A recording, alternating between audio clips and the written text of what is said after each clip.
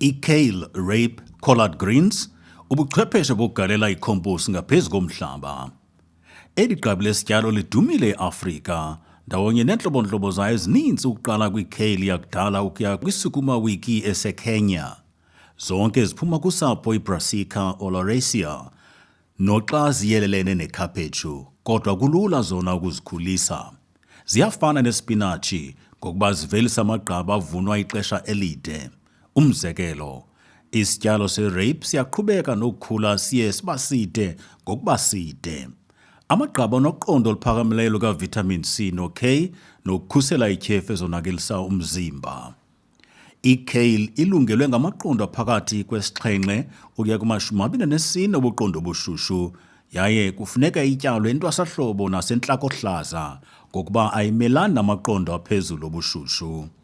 Ukuqelelana kwezityalo ngama-30 cm kwimiqolo emithathu ekuma-37.5 cm. Yohlula ama-75 cm phakathi uze utyale ku-0 nama-37.5 cm nakuma-75 cm.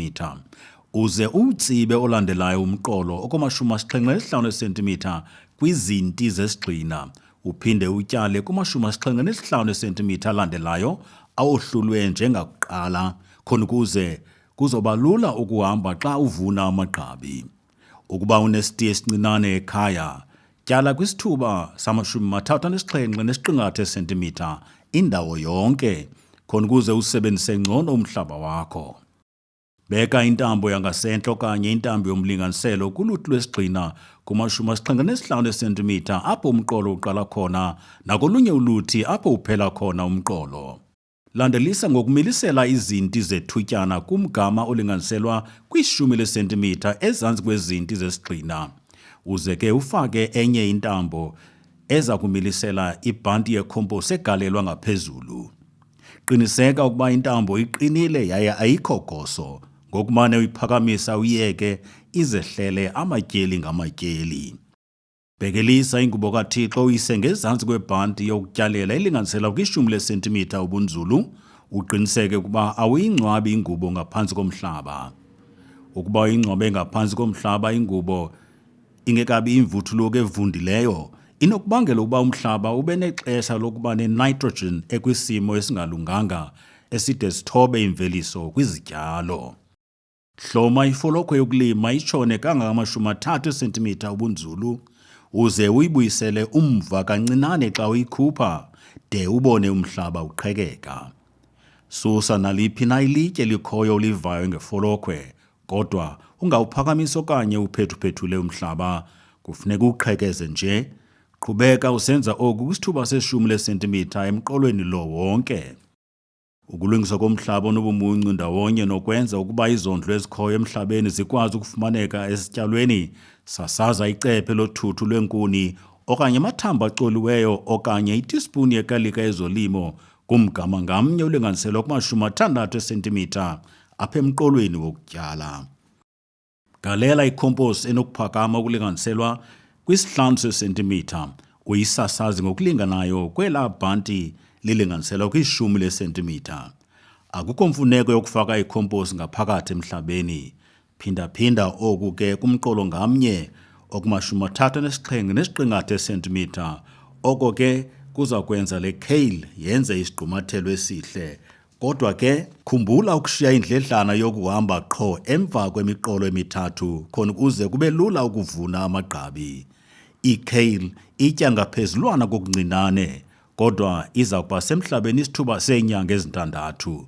Ngoko ke kubalulekile ukuyondla ngokwaneleyo kwasekuqaleni. Olu hlobo lokugalela i-compost ngaphezu komhlaba lulandela ngqo indlela iNkosi yendalo esibonise kona kwasekuqaleni kwamaxesha, apho yacwangcisa ukondla izityalo ngokusuka ngaphezu komhlaba. Embindini webhanti ye-compost vula ngomphambili wegaba umsele wokutyala onolungelelwano olulinganiselwa kwi-2 cm. Tyala imbewu ye-kale kubunzulu obulinganiselwa kwi-2 cm, iqelelane nge-15 cm.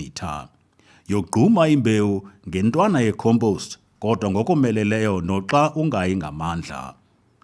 Emva kokuba intshulile, yisiphule enye khona ukuze iqelelane ngama-30 cm. Sukuyendlala ingubo ngaphezu kwebhanti ide ibe imbewu intshulile, uze ke wombathise ngengubo ukususela emazantsi esityalo. Qiniseka ukuba ingubo yogqume ngokugqibeleleyo yaye ilinganiselwa kwisithuba se2.5 sesentimitha ukuphakama ukwenzela ucinezela ukhula lungakhuli nokugcina ukufuma emhlabeni. Kusoloko kungcono ukutyala izithole ze-kale xa kuthelekiswa nokutyala imbewu. Beka ingubo ngaphezu kwecompost engaphezu komhlaba phambi kokuba utyale.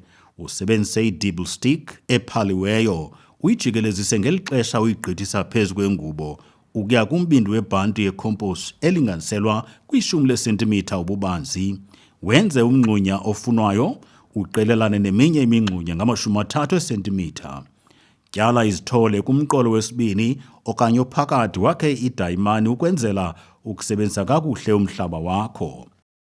Bamba isithole endaweni yaso, utyhilize ke i-dibble stick okanye ngeminwe yakho ecaleni ube bukekelisa ukuze kutyhilizeke umhlaba kancinane usondele kwiingcambu zesithole. Xa uvuna qala uqhawule la magqabi mabini angezantsi ukwenzela ukuba la magqabi angaphakathi agcwalise esi sithuba. Izityalo uza kuqhubeka zivelisa amagqabi ixesha elide. Wasuse namagqabi amadala okanye anesifo khona ukuze kuza kukhula amagqabi amatsha nesityalo sibe sempilweni. Siye savuna amatyeli 6 ukuya kwa-8 ngeenyanga nje ezi-6 zotshintsha-tshintsho kule gadi yethu yesiboniso sokulima ngendlela kaThixo. Isishwankathelo: qhekeza imiqolo emithathu ekuma-70 esentimitha. Galela icephe lothuthu lwenkuni kumgama ngamnye olinganiselwa kuma-60 cm.